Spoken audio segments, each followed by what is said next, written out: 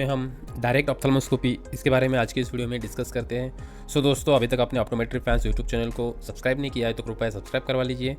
तो चलिए दोस्तों, आज की इस वीडियो में हम डायरेक्ट ऑप्थेल्मोस्कोपी क्या होती है, उसके यूजेस क्या है, advantages, disadvantages, optics and principle of जो डायरेक्ट ऑप्थेल्मोस्कोपी का है, इसके ऊपर आज डिस्कस करेंगे।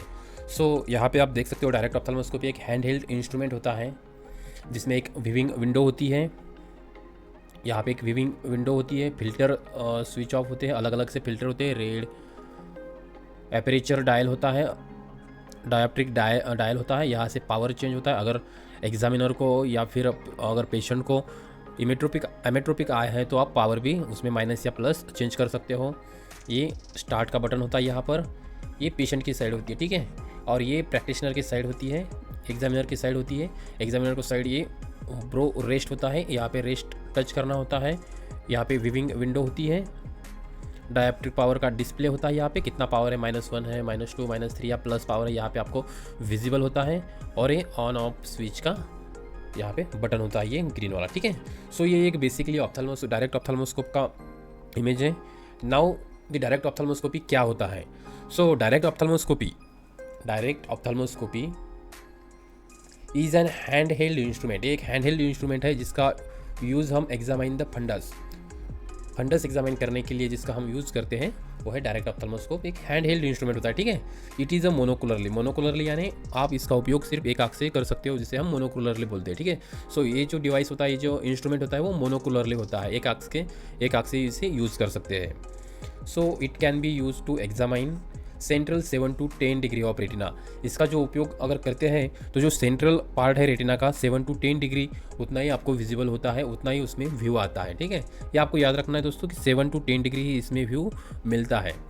Now it's give a magnification of 15 times. इसमें में जो मैग्नीफिकेशन होता है इमेज का वो 15 टाइम्स मैग्नीफिकेशन, 15 टाइम्स ज़्यादा इमेज बड़ी दिखती है इसमें।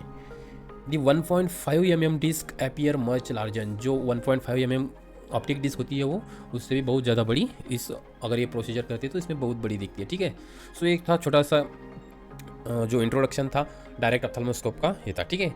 Now optics of direct ophthalmoscope. Direct ophthalmoscope का ऑप्टिक्स क्या है और प्रिंसिपल क्या है, ठीक है। So the modern direct ophthalmoscope works on basic optical principle of glass plate ophthalmoscope. जो डायरेक्ट ऑप्थेल्मोस्कोप का बेसिक ऑप्टिकल प्रिंसिपल है वो ग्लास प्लेट ऑप्थेल्मोस्कोप के ऊपर डिपेंड है, और वो इंट्रोड्यूस किया था फॉन हेल्महोल्ट्ज ने, ठीक है। ये आपको याद रखना है, is introduce by von Helmholtz.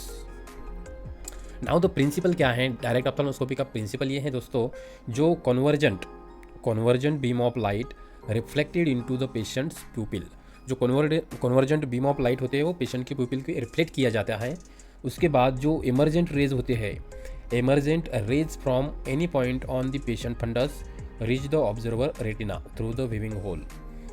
जब कन्वर्जेंट बीम पेशेंट के प्यूपिल के ऊपर रिफ्लेक्ट किए जाते हैं उसके बाद पेशेंट की रेटिना के ऊपर से जो इमरजेंट रेज होते हैं वो ऑब्जर्वर के रेटिना के ऊपर फोकस होते हैं थ्रू विविंग होल से, ठीक है। The emergent rays from patients eyes are parallel. ये रेज जो होते हैं इमरजेंट रेज वो पैरेलल होते हैं and brought to focus on the retina of the emmetropic observer when the accommodation is relax. जब जो ऑब्जर्वर होता है वो भी इमेट्रोपिक होना चाहिए, और अकोमोडेशन व्हेन एट रिलैक्स जब होता है तो वो ऑब्जर्वर की रेटिना के ऊपर भी फोकस होते हैं, ठीक है। सो ये बेसिक सा प्रिंसिपल है, ये आपको याद रखना है, रिमाइंड कर लेना है। और जो इंट्रोड्यूस किया था और इसका जो बेसिक प्रिंसिपल है ग्लास प्लेट ऑप्थेल्मोस्कोप के ऊपर डिपेंड होता है, और जो इंट्रोड्यूस किया था बाय हेल्महोल्ट्ज साइंटिस्ट ने, ठीक है। ये जो चीज़ है ये इंपॉर्टेंट चीज़ है दोस्तों, आपको अच्छी तरह से याद रखना है। Now next is direct ophthalmoscopy में दो सिस्टम होती है। Direct ophthalmoscopy consist of 2 system. इसमें 2 सिस्टम होते हैं, एक होता है इल्यूमिनेशन सिस्टम और एक होता है विविंग सिस्टम। इल्यूमिनेशन सिस्टम होता है और दूसरा विविंग सिस्टम होता है। सो इल्यूमिनेशन सिस्टम में क्या आता है, इल्यूमिनेशन में एक बल्ब होता है, कंडेंसिंग लेंस होता है। कंडेंसिंग लेंस का उपयोग हम जो भी रेज होते हैं वो कन्वर्ज करने के लिए जिसका यूज़ किया जाता है वो कंडेंसिंग लेंस होता है। रिफ्लेक्टर होता है और प्रिज्म होता है, एंड नहीं एपरेचर, स्टॉप एंड फिल्टर्स होते हैं, ठीक है। सो ये इल्यूमिनेशन सिस्टम में होता है। एंड विविंग सिस्टम में क्या होता है, और विविंग होल और साइट होल होता है, फोकसिंग सिस्टम होता है, and rack of the lenses. Rack of lenses means एक लेंसेज का बंडल होता है ऑफ डिफरेंट पावर, अलग अलग पावर का एक उसमें रैक होता है। वो जो पावर होते हैं वो in the form of wheels और चेन के फॉर्म में वो होते हैं। आप उसको रोटेट भी कर सकते हो, अलग अलग अगर मूव करते हो तो अलग अलग पावर विंडोज़ में आते हैं, ठीक है। So refractive state of examiner and the patients accessory filters, जिसका उपयोग हम अगर एग्जामिनर या पेशेंट को रिफ्रैक्टिव एरर है तो उस टाइम में उसका अलग अलग पावर का आप यूज़ कर सकते हो। सो ये था viewing system. Now filters in ophthalmoscopy में जो फिल्टर होते हैं वो रेड फ्री फिल्टर होता है और कोबाल्ट ब्लू फिल्टर होता है। ये दो फिल्टर इसमें होते हैं, रेड फ्री फिल्टर और कोबाल्ट ब्लू फिल्टर। एपरेचर कौन से होते हैं? जो डायरेक्ट ऑप्थेल्मोस्कोपी में जो एपरेचर्स होते हैं वो अलग अलग से एपरेचर्स हैं। उसमें जैसे लार्ज एपरेचर्स होते हैं, स्मॉल एपरेचर्स होते हैं, सेमी सर्कल एपरेचर और स्ट्रिक होती है। ये जो 4 एपरेचर ये डायरेक्ट ऑप्थेल्मोस्कोपी में दिखाई देते हैं, आप इसका यूज़ कर सकते हो। नाउ जो डायरेक्ट ऑप्थेल्मोस्कोपी है उसका प्रोसीजर क्या है? डायरेक्ट ऑप्थेल्मोस्कोपी का जो प्रोसीजर है दोस्तों, उसमें initially the first you have to explain the patients about the procedure. जो भी हम प्रोसीजर करने वाले हैं इसके बारे में पेशेंट को पता होना चाहिए, उसको बताना चाहिए। Next, it should be a perform in semi dark room. ये प्रोसीजर करने के लिए एक डार्क रूम या सेमी डार्क रूम होना चाहिए। The patients right I should be examine with examiner right I और राइट हैंड।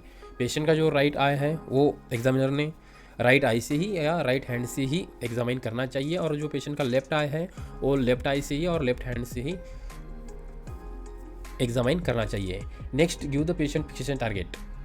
एग्जामिन करते वक्त आपने पेशेंट को एक टारगेट देना चाहिए, वहाँ पर ही विजन स्टेबल रहने के लिए बोलना चाहिए। फिक्सेशन टारगेट इसमें चाहिए, ठीक है, जो कि आई मूवमेंट नहीं होना चाहिए इसके लिए।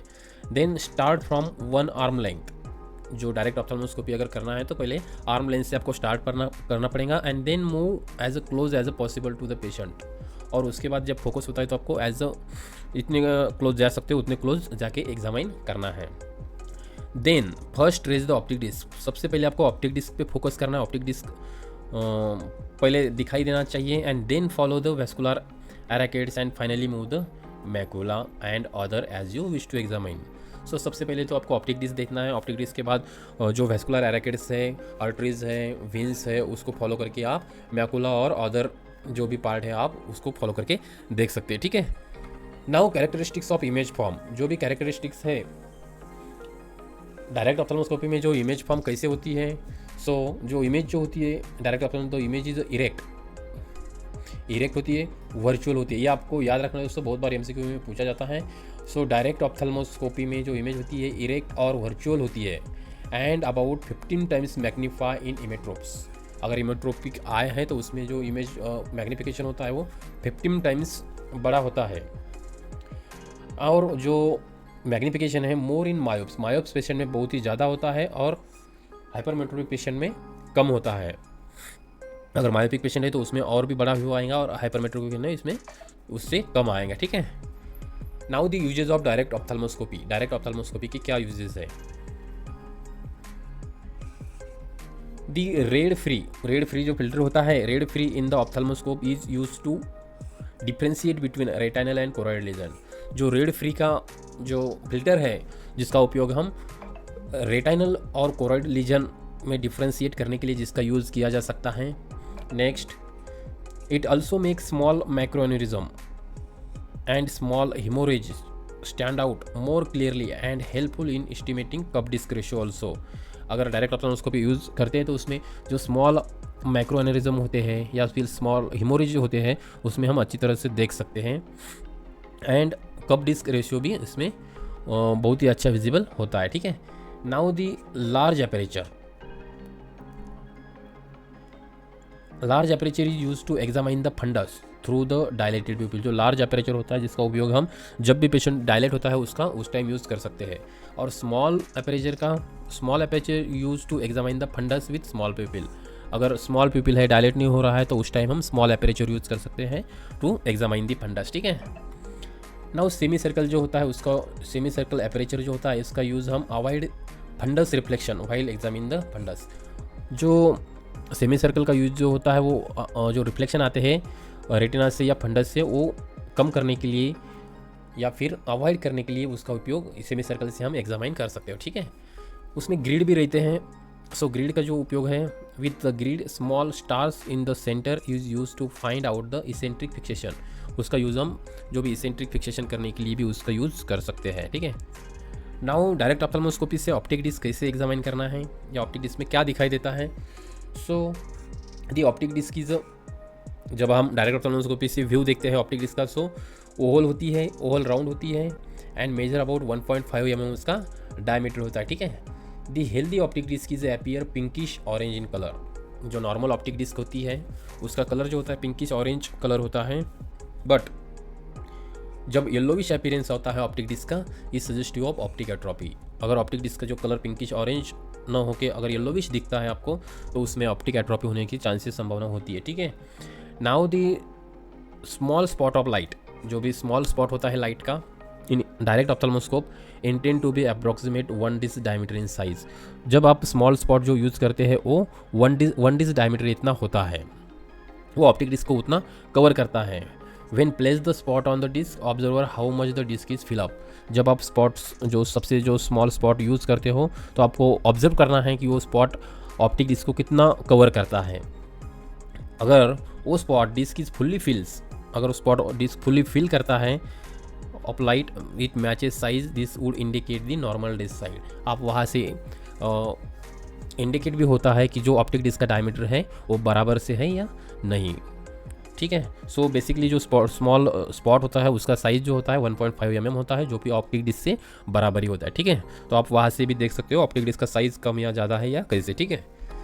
सो अगर आपको डायरेक्ट ऑप्थेल्मोस्कोप से ऑप्टिक डिस्क एग्जामिन करना है तो उसमें क्या क्या देखना चाहिए, क्या क्या ऑब्जर्व करना चाहिए। सो शेप आपको देखना चाहिए, ऑप्टिक डिस्क का शेप कैसा है, ऑप्टिक डिस्क कलर कैसा है, clarity of margin, optic disc की मार्जिन कैसी है और कब डिस्क रेशो कितना है।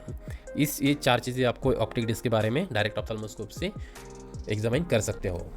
Now macula and foveal reflex, macula and foveal reflex.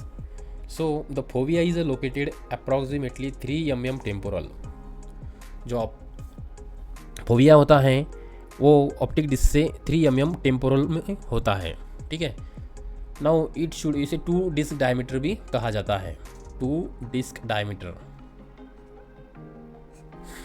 Now it should always recorded as foveal reflex present और अब्सेंट। इसको आप ऐसे भी नोट कर सकते हो, फोवियल रिफ्लेक्स प्रेजेंट और absent. If is dull, foveal reflex अगर डल रहता है it recorded as a dull foveal reflex. Now macula is dark pigmented area होता है around the foveal reflex. Foveal reflex के अराउंड जो डार्क एरिया होता है मैकुला का वो पिगमेंटेड एरिया होता है, ठीक है। Now advantages of direct ophthalmoscopy. Direct ophthalmoscopy के क्या एडवांटेजेस हैं। So it is relatively easy procedure होता है to master as compare to indirect ophthalmoscopy. Indirect ophthalmoscope से ये ईजी प्रोसीजर होता है। Next, it has the greatest magnification of any procedure. इसमें मैग्निफिकेशन जो होता है 15 टाइम्स बहुत ज़्यादा मैग्निफिकेशन होता है। अगर स्मॉल माइक्रो एनोरिज्म भी होता है या स्मॉल हेमोरेजेस भी होते तो उसमें एग्जामाइन कर सकते हो। Next, by using lens wheels to adjust the focus the examiner is able to examine various structure of the eye. इसमें एक पावर व्हील होता है जो कि अगर आपको पावर है तो आप उसको रोटेट करके आपको जो रिफ्रैक्टिव स्टेटस है उसके अकॉर्डिंग आप एडजस्ट कर सकते हो। And it can be use in non dilated people also. अगर पेशेंट डायलेट भी नहीं होता या अनडायलेटेड भी अगर है तो उस केस में भी आप डायरेक्ट ऑप्थेल्मोस्कोपी कर सकते हो, लेकिन जो इनडायरेक्ट ऑप्थेल्मोस्कोपी हो ऐसे केस में नहीं कर पाते, ठीक है। सो ये इसके एडवांटेजेस हैं, ईजी होता है, मैग्निफिकेशन ज़्यादा होता है, उसमें पावर व्हील्स होता है जो अगर रिफ्रैक्टिव एरर में काम आता है, और नॉन डायलेटेड पीपल में भी इसका यूज़ कर सकते हैं। ये इसके एडवांटेजेस हैं। और डिसएडवांटेजेस ऑफ डायरेक्ट ऑप्थेल्मोस्कोपी के जो डिसएडवांटेजेस हैं वो है limited field of view. Limited field होता है और मोनोकुलर व्यू होता है, ठीक है, जो कि 7 to 10 mm ही आप यहाँ से व्यू आता है और मोनोकुलर व्यू होता है। सो इसकी वजह से stereopsis of view is not possible. Stereoscopic जो व्यू होता है वो भी इसमें नहीं होता, ये इसके डिसएडवांटेजेस है।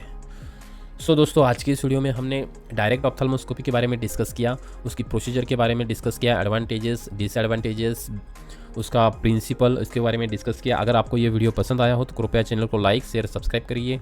अगर आपको ये PDF की नोट्स चाहिए तो कृपया करके ऑप्टोमेट्री फैंस ऐप डाउनलोड करवा लीजिए, वहाँ से आपको ये PDF भी मिल जाएंगी।